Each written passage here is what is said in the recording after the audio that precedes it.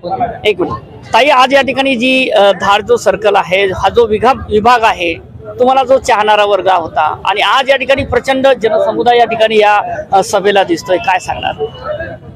नाही, आताच आपण ज्यांचं भाषण ऐकलेलं आहे ते खासदार जे इम्रान सिंग आहे, तर त्यांनी जसं सांगितलं की सर्व ठिकाणी आता महाविकास आघाडीची हवा चालू आणि त्याच्यामुळे महाविकास आघाडीची हवा इथे धाडमध्ये सुद्धा प्रचंड मोठ्या प्रमाणामध्ये आपल्याला लक्षात आलेली आहे सभेकडे. आणि त्यामुळे आता जसं आपण सकाळी सांगितलेलं आहे तसं जनता आता ही निवडणूक कदाचित आपल्या हातामध्ये घेत असताना सगळीकडे दिसत आहे.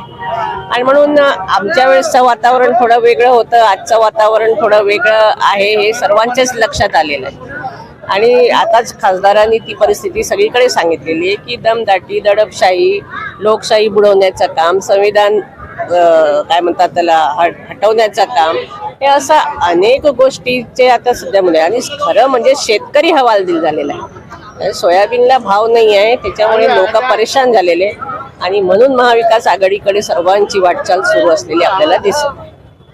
बरं, राहुल बोंडरेंकडं या ठिकाणी विकासाचं सुद्धा या ठिकाणी काम चांगल्या पद्धतीनं बघितलं जातं, जनता म्हणते. आणि तुमचं सुद्धा कार्यकिर्दीचं काम या ठिकाणी, त्याचा उलगडा सुद्धा या ठिकाणी जनतेने आम्ही या ठिकाणी प्रतिक्रिया घेत असताना बघायला मिळाला, काय सांगणार? नाही, निश्चितपणे हे तर सर्व ठिकाणी जसं आपल्याला आढळतं तसं आम्हालाही आढळतं. आमच्याही म्हणजे कुठेही चर्चा जर असली तर ही आमच्या कामाची चर्चा आजही 15-20 वर्षानंतरही लोक जे करतात आहे तेच आमची खरी कमाई आहे. आपण या ठिकाणी भाषणामध्ये म्हणलात की कुठेतरी महिलांच्या सुरक्षिततेसाठी ती योजना महत्वाची आहे, त्या संदर्भामध्ये काय सांगणार? आपण जो लाडकी बहीण योजना आहे ती केवळ 1500 रुपये देऊन हे सगळं महिलांचे दुःखदर्द संपणार नाही. तर खास आज जो महाराष्ट्रामध्ये आपण स्थिती पाहतो आहे की लहान बालिका सुद्धा शाळेमध्ये जाऊ शकत नाही अशी परिस्थिती, असा अविश्वास आता पालकांमध्ये निर्माण होत आहे.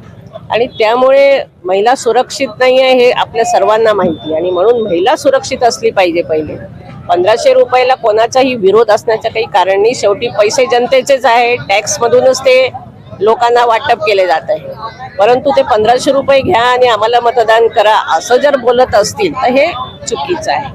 त्याच्यामुळे जनतेचा पैसा आहे, जनतेमध्ये वाटप होत आहे, त्याच्यामुळे कोणाचा विरोध असण्याचं काही कारण नाही. पण त्यापेक्षाही महत्त्वाची आज महिलांची सुरक्षा आहे. आणि म्हणून सुरक्षेसाठी आता जो मी सांगितलं की शक्ती कायदा आता आपलं गव्हर्नमेंट आल्यानंतर ते पास होईल आणि त्या पद्धतीने आमच्या सर्व भगिनींना सुरक्षा मिळेल यावर आमचा विश्वास आहे. आपण जिल्ह्याचे या ठिकाणी राष्ट्रवादीचे अध्यक्ष आहात, काय वाटतं या जिल्ह्यामध्ये वातावरण? राष्ट्रवादीच्या जिल्हाध्यक्ष नात्याने आपण काय सांगणार? नाही, मी तर सांगितलं की जनतेनेच निवडणूक आता हाती घेतलेली आहे.